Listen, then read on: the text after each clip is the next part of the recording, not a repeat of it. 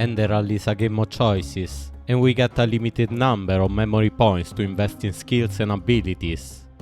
Enough to complete 3 branches, if we play through everything that Enderal has to offer, but still which branches?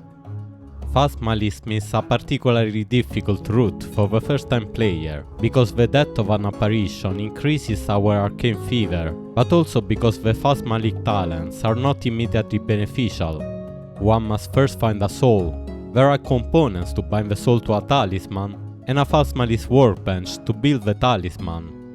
And to keep the apparition going, the talisman must be worn at all times, taking the slot of a magical amulet, which means playing less with the many interesting amulets that are found around Enderal.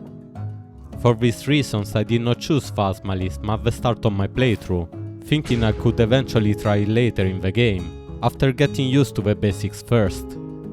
A decision that I came to regret, because when I realized I had enough memory points to play around with Phasmalism, it was already too late.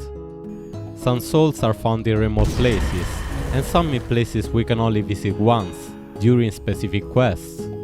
If you are a completist, like me, and gotta catch them all, do not hesitate to select Phasmalism right from the start. Sure, it is a tricky path, especially for a first play, so here are 5 Phasmalist tips for Enderal, with no spoilers for its story. The first tip is, invest in Enchanting.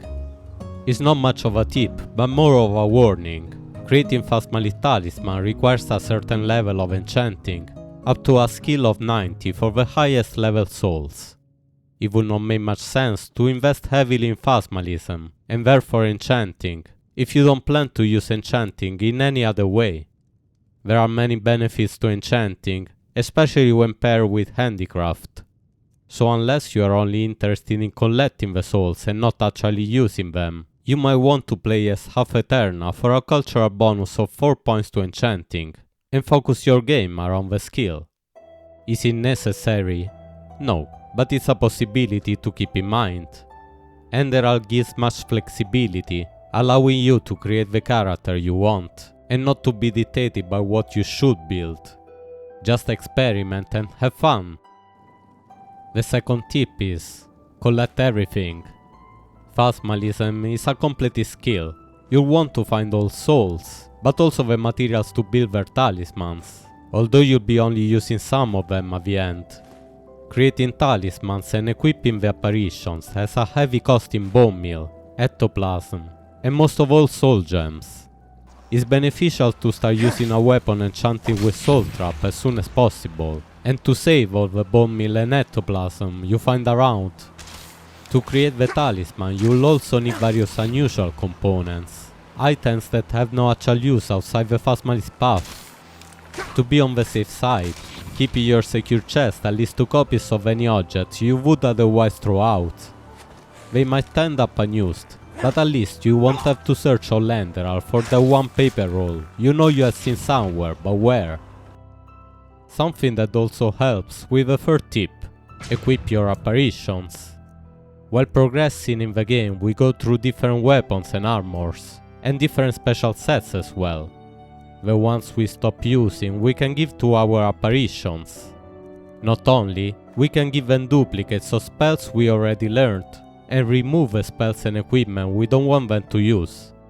Costly operations in terms of time and resources, so it is important to select the right equipment.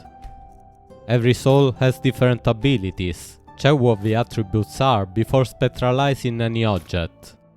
Some apparitions are skilled in light armor, some in heavy, some prefer magic, others swords or bows, others may favor elementalism over entropy, and so on.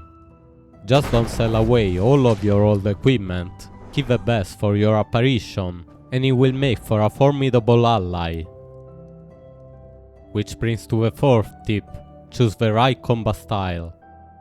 Apparitions can behave offensively, which means they launch themselves in melee attacks. Defensively, using melee but mostly for blocking. Range preferred using a bow. Magic preferred using spells. And balance, meaning they do a bit of everything.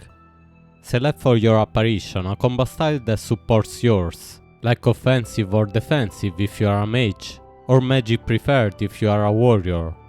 And again, properly equip your apparitions. You can't expect them to attack without a weapon, or use bows if they don't have arrows.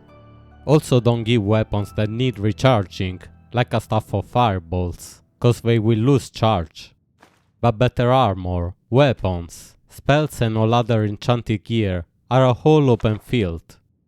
Except summoning spells, your apparitions will not be able to summon an elemental or reanimate a body, and although they can summon a weapon, there are many better choices. And last, the 5th tip, learn your hotkeys. After acquiring the talent Net of Souls, using it to find a soul by following the related small quest, finding a Phasmalist workbench and creating the first talisman, for which you need to acquire the talent Soulsmith, you're finally ready to wear the talisman. But in order to use it, you still need the third memory on the Phasmalist tree, Summon Apparition. This gives you the 2 different talents, Summon Apparition and Call Apparition. To summon or unsummon, select the corresponding talent in your list, found in your magic menu, then use your talent key, which is Zeta on the keyboard. To call back the apparition, use instead the Call Apparition key, set by default to G on the keyboard. This can be useful when the apparition wanders off, or to get it out of harm during a heated fight.